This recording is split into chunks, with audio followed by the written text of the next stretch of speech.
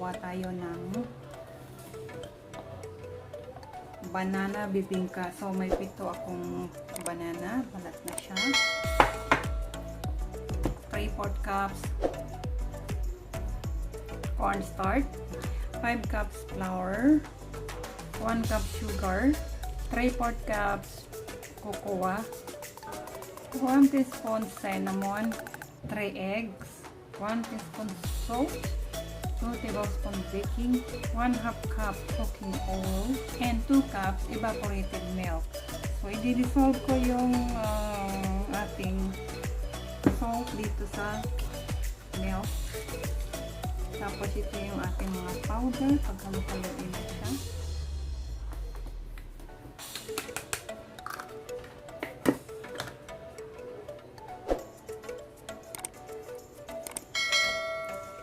Isama na natin yung ating sugar.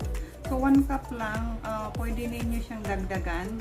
Sa akin kasi ayaw ko ng sobrang tamis. So, 1 cup lang for 5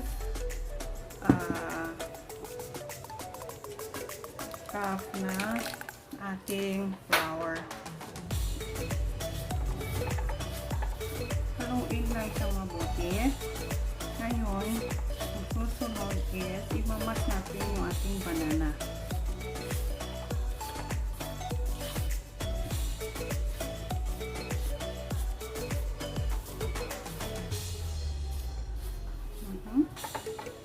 So, okay na siya. So, yung ating banana. Ay, sorry.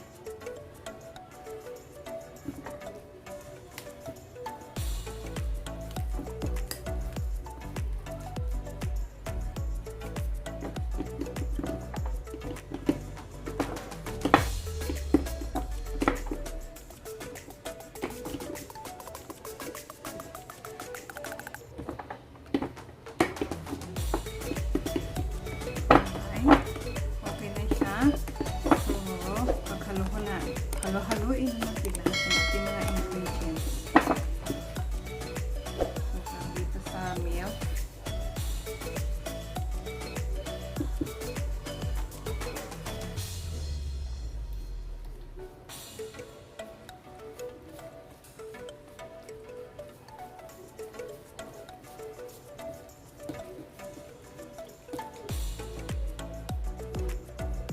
So, nag-add ako ng 2 cup pa ng evaporated milk kasi medyo ano siya, ulang. Ayan.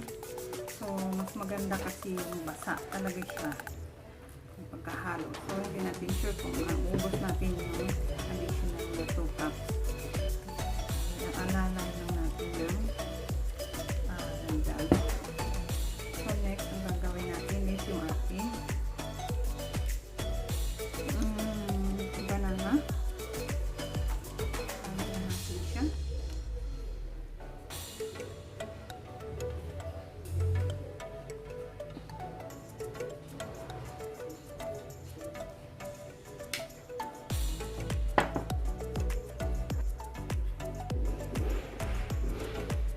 Medyo maingay guys kasi may-ari ng bahay na tinitirahan kung ito ay nagko-construction.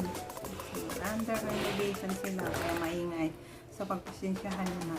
So kailangan ko talaga siya halo lahat.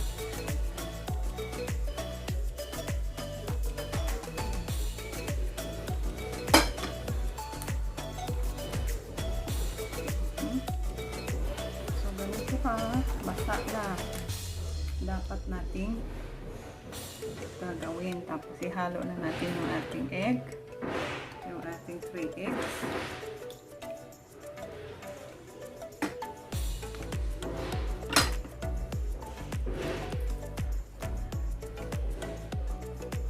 Sana hindi gaano magulo yung aking video kasi maingay talaga nagko-construction sa taas.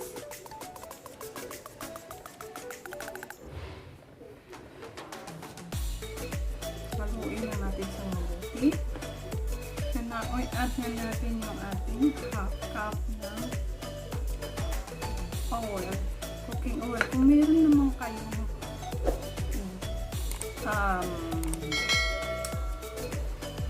let's say margarine, pwede niya substitute ng margarine.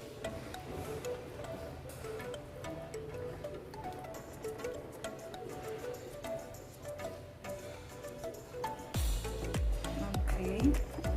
So, okay na siya.